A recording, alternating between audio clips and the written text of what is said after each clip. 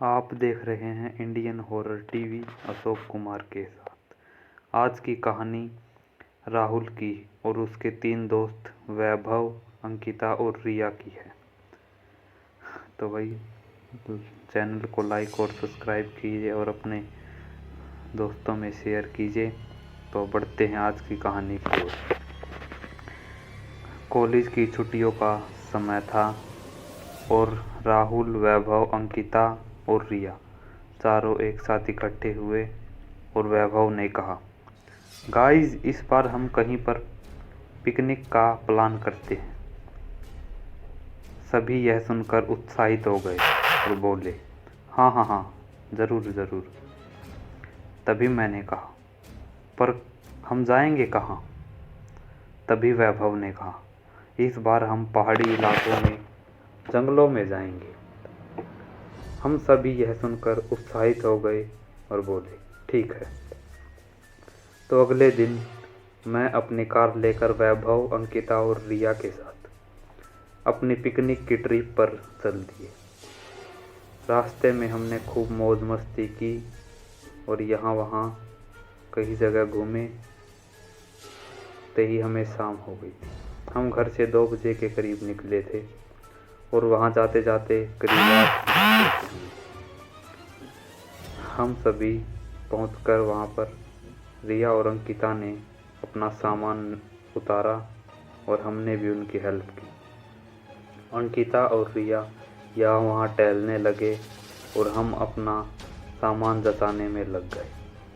हमने चटाई बिछाई और अपने खाने का सामान उस पर रखा और मैंने अंकिता और रिया को आवाज़ लगाई कि अंकिता और रिया जल्दी आ जाओ, खाना तैयार है। वो दोनों हमारे पास आई और हम चारों बैठकर अपना खाना खाने लगे। और भाई रात का वक्त हो गया था, सर्दियों का वक्त था, तो ठंड बढ़ने लग गई थी। तभी अंकिता ने कहा, चलो गाइस अब चलते हैं, रात काफ़ी हो गई है। तो हमने कहा, अभी नहीं, थोड़ी देर और रुकेंगे। पर अंकिता ने मना कर दिया, नहीं गाइस, काफ़ी वक्त हो गया है और रात भी बढ़ने लगी है, यहाँ कोई जंगली जानवर हुआ तो? तभी रिया ने कहा, यार कुछ नहीं होगा, थोड़ी देर और रुक जाते हैं। तभी अंकिता ने कहा, ठीक है। करीब 9 बज गए थे और अंधेरा काफ़ी हो गया था। तब रिया ने फिर से जिद की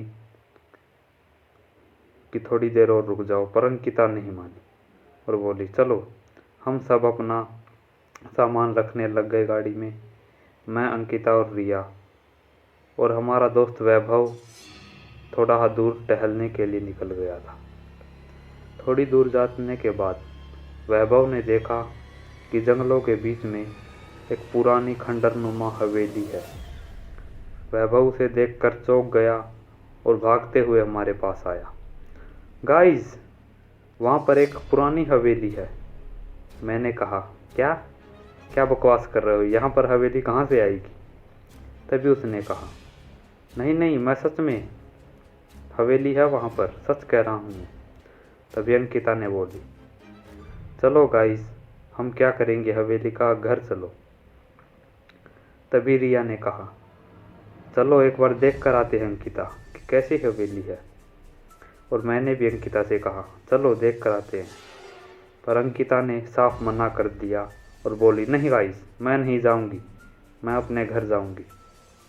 तभी मैंने और वैभव और रिया ने अंकिता को मनाने की कोशिश की और थोड़ी देर बाद अंकिता मान गई। हमने कहा कि हम बस हवेली देखकर वापस आ जाएं।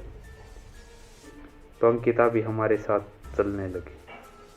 कुछ देर चलने के बाद हमें वह हवेली दिखी और हम चारों उस हवेली को देखकर शॉक्ड हो गए।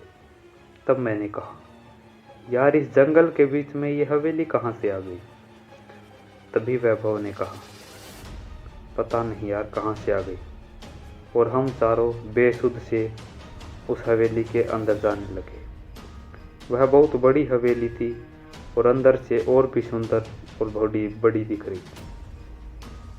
अंकिता और रिया उसे देखकर बोली, वाओ, क्या हवेली है यार, किसी ज़माने में बहुत बड़ी और सुंदर रही हो। तभी हमने सोचा कि हम रात यहीं बिताएंगे। वैभव ने कहा, गाइस आज की रात हम यहीं बिताएंगे। मैं और रिया तो उत्साहित हो गए, पर अंकिता ने मना कर दिया। नहीं गाइस, मेरे पेरेंट्स नहीं मानेंगे, चलो घर चलते हैं। तभी रिया ने कहा, यार मैं तेरे पेरेंट्स से बात कर लूँगी, मैं मना लूँगी उसे। हम तीनों ने किसी तरह अंकिता को मनाया। अंकिता बहुत घबराई हुई थी। अंकिता को मनाया और अंकिता मान गई। हम चारों अपनी गाड़ी की तरफ चल दिए और अपनी गाड़ी को हवेली के सामने ले आए और नीचे उतरकर अपना ज़रूरत का सामान और कुछ सूखी लकड़ियाँ इकट्ठी करने लगे। अपना सारा ज़रूरत का सामान और लकड़ियाँ लेकर हम सभी हवेली की तरफ चल दिए।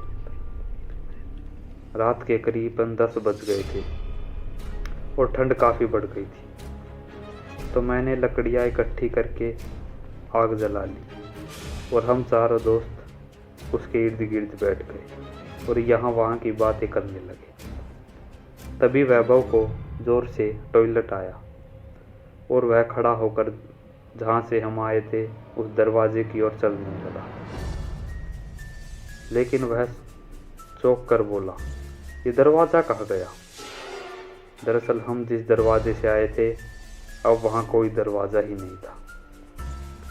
वैभव चौंक गया और भागता हुआ हमारे पास आया।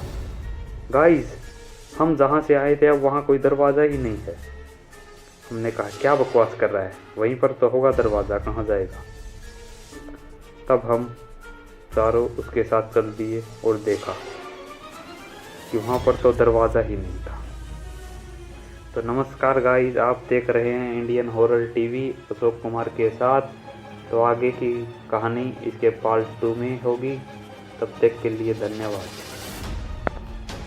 आगे की कहानी होगी डरावनी हवेली पार्ट 2। तब तक के लिए हमारे चैनल को सब्सक्राइब करें और वीडियोस को लाइक करें।